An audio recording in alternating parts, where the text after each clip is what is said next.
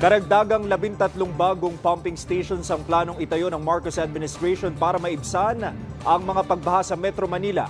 Sa Pasay City, malaking tulong sa mga residente ang Tripa de Galina Pumping Station para sa mabilis na paghupa ng baha. Nakatutok si Harley Valbuena.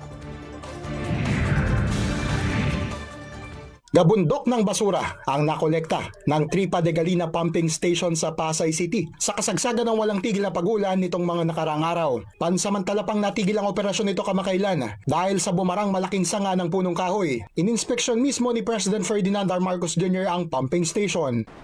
Kailangan tignan natin kung sapat ang volume na kaya ng mga bomba natin para ilabas ang tubig. Siyempre, ang nakikita natin problema, number one, yung basura ulit.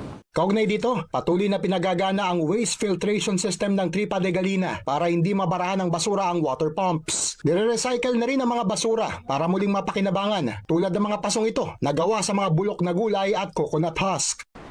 Dahil sa pumping station, hindi nakakaranas ng matinding pagbaha ang mga residente dito sa Barangay 190 sa Pasay City.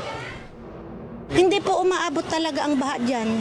Kahit po nung undoy, nung ano pa mong bagyo, hindi po umaabot ang baha dyan. Hanggang tulay lang po. Tingin ko before bumaba si Presidente tapos lahat siyang problema na sa baha.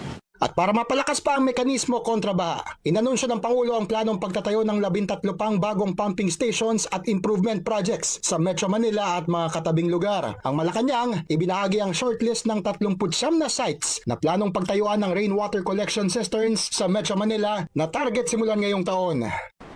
Inaasahang matatapos ngayong buwan ang detailed engineering ng proyekto bago masimulan ang paghuhukay.